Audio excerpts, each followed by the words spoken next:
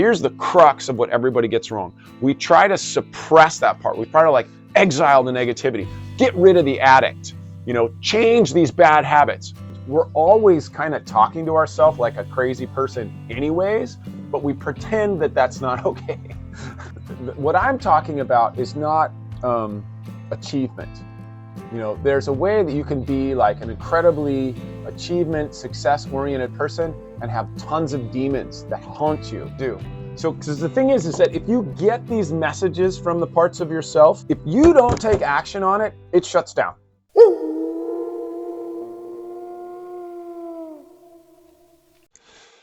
I know it seems like an outrageous claim to claim that in 5 simple steps, you can conquer any negative emotion. But that happened to me last week, and I'm going to tell you the story. I'm going to give you all the breakdown of all the things, all the processes that I went through, and how I conquered a negative emotion that used to just take me out for days. So step number 1, and this is really the crux of the whole thing, is you have to think of yourself as not as a mono self. So there's some wonderful work by a doctor. His name is Dr. Richard Schultz. And he created something called the internal family system. And in his work, he found that he was working with families. And in those families, when they got all the people working together right, in a compassionate and healthy way, that people healed. But he was found in his studies that he couldn't do that with the individuals he was trying to cure people of bulimia. And so he took it inside because he found that all those dynamics were still inside their head. So the basic idea, which I've been working with for a long time now, is embracing the multiplicity of the self. If you think about it, when we're faced with different challenges, we're kind of like different people. When we were 10 years old, we decided that we were going to get really angry when somebody threatened us. Or whatever, we each have our own way of dealing with that. So a couple of days ago, it was probably a week ago now, I just hit this really negative place, which I hadn't felt in a long time because my life's pretty rad. And so I started playing around with this idea, and the first thing that you need to do is just basically give up this idea that somehow you're supposed to have one self. See, here's the thing. If you accept the idea that that you're multiple selves, that you're these older selves that are coming back to take over for a moment, then you can actually let it go, or you can actually take control back. If you think of all of the negative states of your emotions as like your one mono identity, then there's no space for you to sort of let that part go. It has to remain attached to it kind of remains in control. So if you accept this idea, so that's the crux. Can you accept the idea that you have different parts, and those different parts take over at different times, depending on what the stress situation is? And usually, or mostly, I think for everybody, they're really young parts of yourself. Maybe it's a rebellious teenager, or an infant part of you that really didn't get the love that it needed. And so you come up with these strategies. When you're younger, you can't deal with it. Like if you had abusive parents or you had absent parents. My father was pretty much emotionally absent most of my youth, and my mother really struggled with anxiety, and she was mostly absent from my youth. So most of my strategies have been around, taking care of myself, feeling kind of alone. So back to the example of the negativity that I was in. What happened to me recently was that I saw this part. So for a while now, I've been working with this multiple personality identity thing. So I like to call it multiple personalities, not a multiple personality disorder, but a multiple personality order. So So having this multiple personality order, you allow yourself to have these different parts. And I have this very negative part, which I've now identified as, negative Norman. Let's call him that. I did another video, like the Spiral Your Way to Success video, and I kind of touched on this idea. But I'll get to it. I just need you to hear that it really works, and it blew my mind how well it worked, because normally I'd get stuck in this negative mindset and not be able to get it out. So I saw this negative part of myself, and I was able to say to myself, okay, this is not me in a totality, it's just a part of myself. And so relating it like different parts of myself is the critical number one factor which you have to accept. And that's exactly what Dr. Richard Schwartz tells you to do in his work. And I'm going to fuse it with a couple of other ideas that have been swirling around and I've been researching. So I saw this part. I was able to see my negativity. I was sitting in the shower and I was just like filled with, so much. Everything around me seemed negative. My future seemed negative. My relationship seemed negative. My health seemed negative. And so I was able to ask, I was literally, and see, here's the thing. We kind of think we're a crazy person if we do this. So I started talking to myself, talking to the part of myself, like, hey, what do you want? And that's going to bring us to step number 2 pretty soon here. I said to it, what do you want from me? Like, what need are you not getting, is not getting met?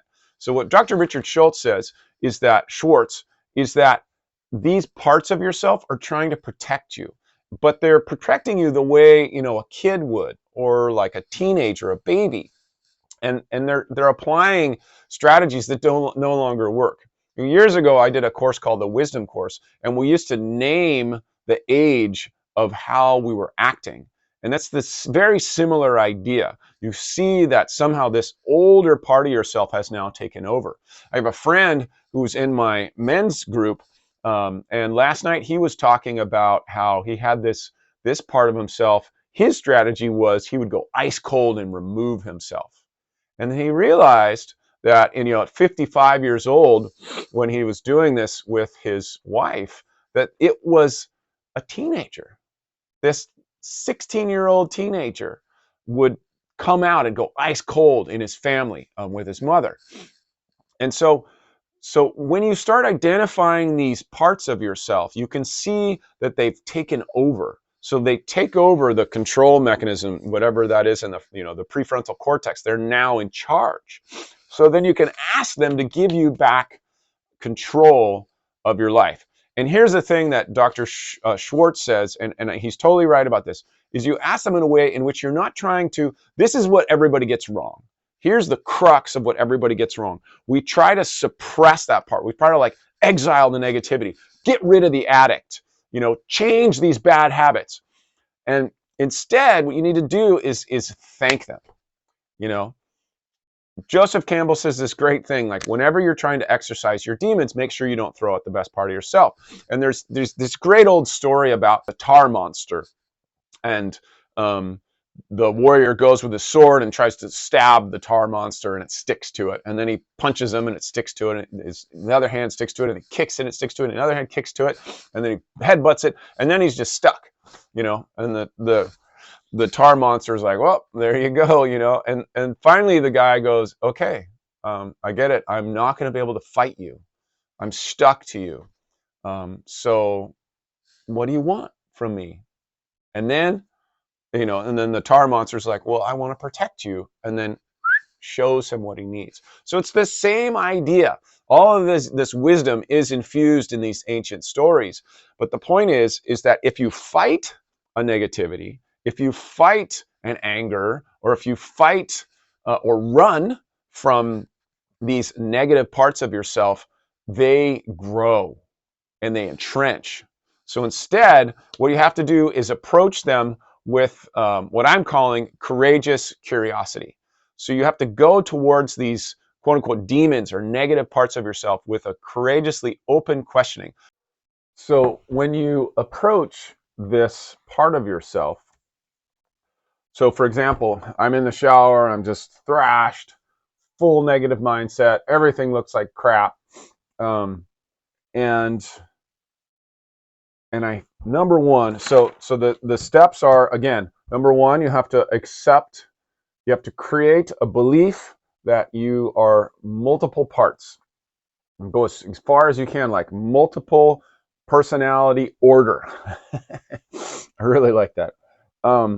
Number two is you have to identify and thank that part for its service. All it's trying to do is protect you, to give you what you want.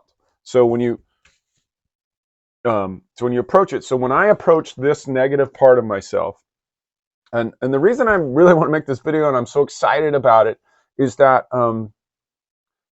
I've identified parts of myself, but this was like probably the most debilitating part that I have, and I didn't really identify it as a part.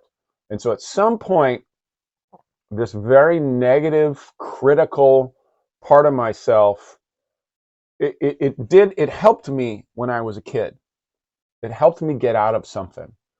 And so I literally said to myself while I'm sitting in the shower, just like, physically barely able to stand because I'm so out of it. What do you want? What are you trying to tell me? How can, thank you for helping me, all these years. And especially when I was a kid, in that part, so I gave that part of myself a voice. And that's the thing, like you gotta get used to or practice giving those parts of yourself voices that are not you.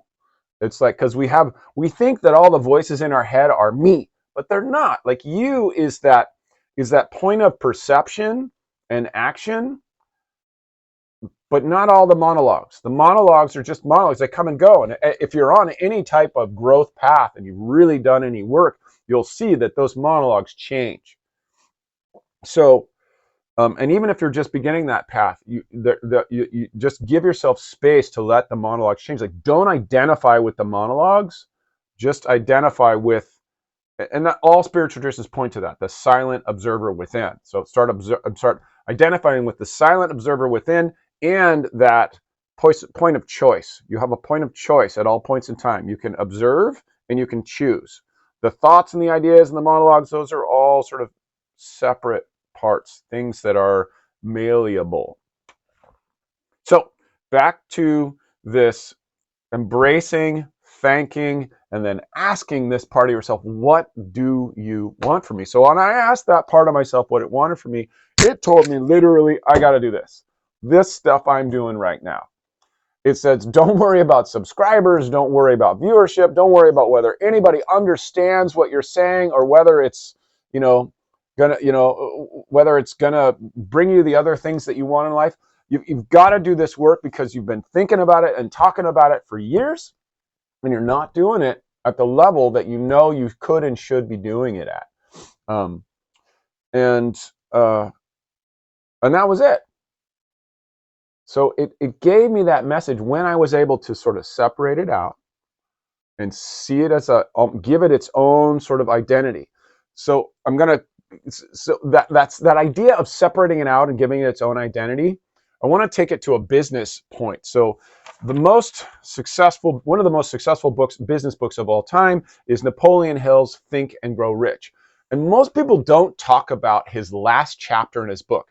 In his last chapter in his book, he talks about how he has created in his mind a council of people, like Napoleon Bonaparte is in there, I think, and Mark Twain, I think, is in there, and I don't know. There's a bunch of people in his particular council, and he would give them life in his imagination, and they would take on unique personalities. Like he gave the example, I think Mark Twain was always late to the meeting. So the point is that when we give ourselves when we create in our mind a council with our older selves in this particular case, or with mentors that we want, it's an incredibly powerful tool to integrating the self in like a Jungian context or to actually helping you solve your problems and helping you get where you want to be, helping you find the peace and happiness and joy and creativity that you're seeking. It's all inside of you. That's kind of the point. But we have this resistance in our culture to having sort of this multiplicity of conversations. We're always kind of talking to ourselves like a crazy person anyways, but we pretend that that's not okay. So it's healthier to just go like, okay, I have these multiple parts and they're going to talk to each other right now. And then I'm going to kind of try to get back to a place of center, knowing that they're always kind of competing for attention. So when I've had this monologue, so there you go. Is it a dialogue? Is it a monologue? I don't really know.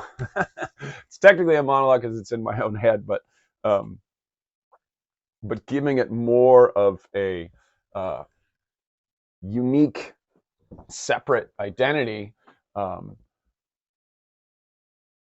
frees you from it. It gives you freedom. So back to my example. I approach this part with curious courageousness. You have to accept and know that these parts of yourself are not going to destroy you. Let's go to the courage for a second. So there's another wonderful doctor, Dr. Roland Griffiths, who is kind of the father of psilocybin research at Johns Hopkins University. And he talks about how when they prepare someone for a psilocybin journey, they would instruct them to be, because when you go on a psilocybin journey, if you have demons that are unresolved, they can come to the surface. And this is the same idea. So this is kind of what I'm talking about. That's why I'm so excited about this, that interfamily systems with the psilocybin journeys, they teach the same thing. And that thing is that when you come up against this negativity or something that you're afraid of or you've been resisting, resistance is at the core. So when you've been resisting something, it grows. If you meet a demon in your psilocybin journey, it will chase you, or chase you isn't the right word. If you try to fight it, you'll be fighting that demon the whole time. If you try to run from it, it'll be chasing you the whole time. But if you go towards it with a courageous curiosity and just ask it, what are you trying to teach me here? What do you want me to know? The wonderful thing that, and this also jives with all the other shamanic work that I've studied, what Roland Griffin says is that it can't stay the same. That's the critical crux of it. When you meet one of your negative parts, or a demon, or a fearful part with this courageous curiosity, and you don't resist it, it has to transform. It's the nature of it to transform. It's only from the resistance that it stays the same, that it grows and entrenches. So when I met this negativity, for the first time in my life, I met that part of myself without resistance. It changed. It let go. As soon as I heard from it, you have to do more of your creative art. You have to do more of your passion project. You have to do more work like this. Regardless of who's going to see it or accept it or like it or get value from it, you've got to put it out. And once I did that and I accepted that, then it released me. That's the thing that I'm so amped about. It totally released me. It was the first time in my life that I remember that I could sort of talk, that by just doing my own process, I was released from the negativity. After time it'll go away, or I can go out in the world and maybe have a big bike ride or surf or something and I could get out of it. But never had I ever sort of embraced it and then released it. And now I feel like I have a facility and a capacity to see what's going on with this part of myself, and make sure that those parts of myself, those needs are getting met. Another thing that Joseph Campbell talks about is, all of your demons can be thought of as parts or as psychic energies that are trying to protect you, that are trying to guide you. They're trying to show you the way. And so much of our life we spend resisting quote unquote negative parts of ourselves. So that's why it's quote unquote negative parts of yourself. There is no negative part of yourself. There's only parts of yourself that are being exiled and shut down, that need to be courageously embraced. You are you. So there may be habits that you want to change, but this is a totally different, this isn't about, what I'm talking about is not achievement. There's a way that you can be like an incredibly achievement, success-oriented person and have tons of demons that haunt you and you're not happy. This is about like full success, like the wholeness of like health, body, mind, spirit. That's what I'm interested in, and hopefully I'll have high levels of physical success too, but I don't want that success without that whole experience of fullness and radiance and joy in life. So, reviewing the points. Number one, think of yourself as a multiple selves, ideally as a multiple personality order, or at a minimum, just of having different parts that take over at times. Two, embrace your negative emotions. Ask those negative parts what they want. Embrace pain. Pain is a part of a negative emotion. Stop resisting pain. So this is a really critical point, and then I'll finish the review. My therapist, Steve Lee, I see him maybe once a year when I really need something. My life changed when I finally heard what he was trying to tell me. And what he always told me was, I'd be complaining about my relationship or my father or some other dysfunctional thing in my life. And he would say to me, okay, got it. So why don't you just sit with that next time that comes up and see what happens? And he was telling me the exact same things in his words, which was basically be with what's there. Don't resist it. Sit with it. And with courageous curiosity, be with it, and it has to transform. That's the fusion of what I'm learning from Roland Griffins, my therapist, Steve Lee, Dr. Richard Schwartz, Napoleon Hill. When you fuse all those things together, anytime you're in a pain state, that same principle applies. Try to meet that pain state without resistance. Try to courageously, with curiosity, go into that pain and say, hello, Mr. Pain or Mrs. Pain, what are you trying to teach me right now? How can I make a small change in my life so that you're getting your needs met? So that brings us to number 3 is courageous curiosity. Number 4 is, asking it what it wants. And number 5 is after you get an answer, you have to start taking some committed action. For this, the first thing that I did when I got this lesson about having to make more material like this was I made a short. I just made a 60-second short video. And that's enough. I moved in the direction that this part of myself wanted me to move in. And that's all you have to do. So, because the thing is that if you get these messages from the parts of yourself or anything in your life, the creative, intuitive part of yourself, if you don't take action on it, it shuts down. It's another huge, huge lesson. You have to take committed action when you're given these downloads, or they shut down. It is the subconscious's way of giving you the answers, giving you what you need to become the fullest self of yourself. And I've blown it so many times. So many times have I blown it. But that's okay. Failure is, success is fail, 10,000 fails, success. So as long as you don't quit, it's fine. So I'm going to say them all again because I know I'm talking in a really sort of passionate, a bit chaotic way, but the lesson's all in there.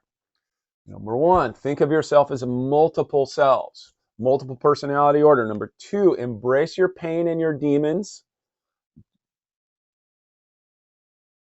Number three, approach them with courageous curiosity.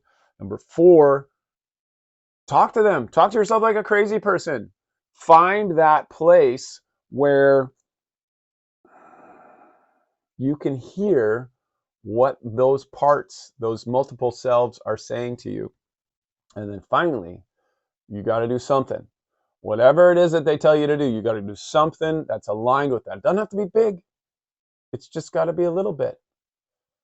And then, and additionally, I think the last thing I want to say is that all of these parts of yourself, you know, it's like someone like me can help you find ways to get in there, but you got to get in there. And that, you know, that, I mean, we've all heard that before. Like, you know, the answers are within me. The things that I need are within myself to find. You know, no one else is going to like get them for you. People can help point you in that direction, but you got to go there.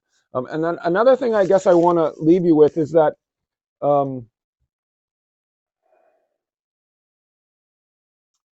it's not as scary as you think it is. You know, when I was approaching this negativity, there was no fear. There was just like, I just had to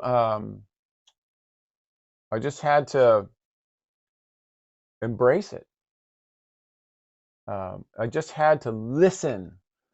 And I want to say something specifically to men and the masculine types out there that are willing to listen to this stuff.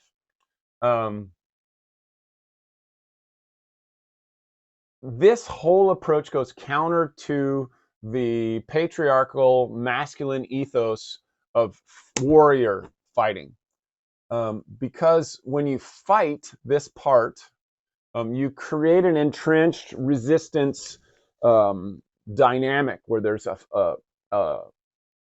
you know, it won't move. These inner demons and these inner pains, you can't fight them. They don't respond to that. The only thing that you can do is either, you know, create a neurosis where you're fighting constantly with yourself, or you go in and embrace what's there with compassion and curiosity and gratitude. So, you know, another thing I wanted to talk about is Ellen Langer. She's known as like the mother of mindfulness study, and she's a Harvard professor. She's written a bunch of books. I think her latest book is The Mindful Body, Thinking Our Way to Chronic Health. And one of the best mindfulness practices is gratitude, right? So this is a mindfulness practice taken into what, a deep, deep shamanic level. This is really shamanic work, you know, psychological therapy, life coaching, shamanic work, psilocybin ceremonies. They all fuse together into this one life mastery toolkit. So practice the gratitude when you approach these negative parts of yourself with a gratitude for what they give you. It opens them up so that they can give you the lesson that they've been trying to teach you. You know, I have some friends in my life that are avoiding their pain at all costs because their pain is so deep. And it truly makes me feel super sad.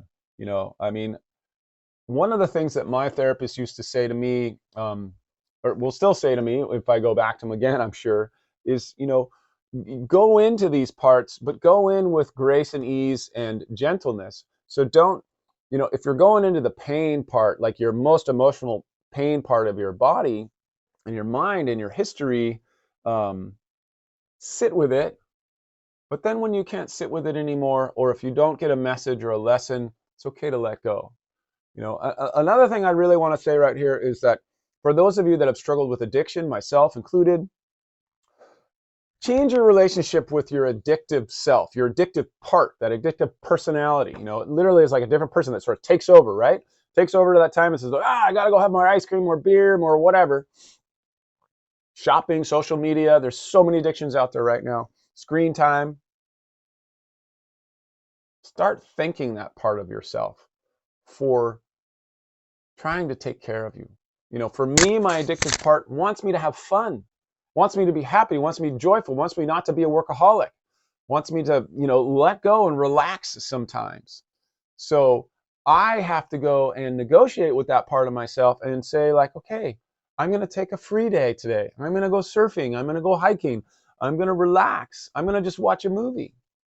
Because when I don't do that, then it starts to take over. So thank your addictive part. Thank your negative part.